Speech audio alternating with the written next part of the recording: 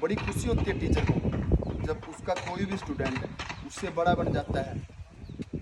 इस धरती पे सिर्फ दो ही इंसान ऐसे हैं जो आपको अपने से बड़ा होता देख सकते हैं, सिर्फ एक माँ बाप और दूसरा गुरु। तीसरा कोई भी आदमी नहीं है। आप इतने अभी साथी बैठे हो, आपकी दोस्ती भी होगी, लेकिन जैसे ही आप इस कक्षा से बाहर जाओगे समाज में आप लोगों का कंपटीशन होगा, आपस में भी एक दूसरे से आप घृणा करना शुरू कर दोगे। मित्र को भी मित्र तब तक ठीक लगता है जब तक वो उससे आगे नहीं निकलता। जब वो उससे आगे निकल जाता है तो उसको भी अंदर खाते कहीं ना कहीं दिमाग में क्लिक करने लगती है चीजें। लेकिन गुरु को ऐसा कभी नहीं लगता। गुरु लास्ट स्टेज तक भी आपके साथ चलेगा और माँ बाप भी लास्ट स्टेज तक आपके साथ चलेंगे। तो फिर आपके सच्चे मित्र कौन हुए? हाँ, गुरु और माँ बाप, और इसके बाद फिर आपकी बॉडी।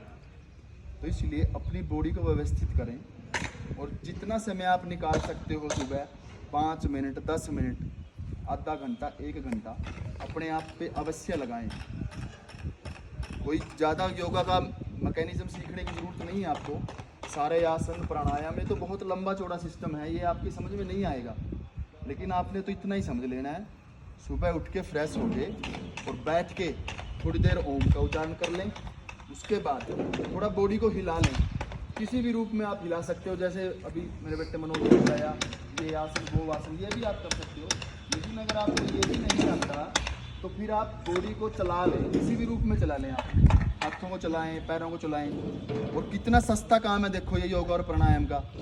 इसके लिए हमें कोई भारी भरकम सामान भी नहीं चाहिए, कुछ भी, सिर्फ बॉडी ही काम कर सकती है। आप घर पे हो या नहीं हो, आप बाहर कहीं गए हो तो वहाँ भी अपने को सिर्फ 2x2 की जगह चाहिए, सिर्फ जितने में बैठ सकता है इंसान। कितना सस्ता काम दे दिया हमारे ऋषि मुनियों ने हमें। आजकल तो जिमों में कितना कितना समय व्यतीत करते हैं लोग, कितने कितने प्रोडक्ट खाते हैं, फिर उसके साथ कितनी भारी भरकम मशीनरी की ज़रूरत पड़ती है। लेकिन योगा में कुछ भी नहीं चाहिए ऐसा, सबसे सस्ता काम हमारे ऋषि मुनि जो हमें दे के गए हैं। और एक स्पोर्ट्स पर्सन को तो, जो बच्चा खेल में विश्वास रखता है, खेल करता है, कोई भी गेम करता है, उसको तो सिर्फ रिलैक्सेशन के लिए करना है। उसको कंप्लीट योगा करने की ज़रूरत नहीं है। जो आप गेम पे फोकस करते हो उस गेम पे आप फोकस करिए, और गेम होने के बाद रिलैक्सेशन सबसे ज़रूरी है।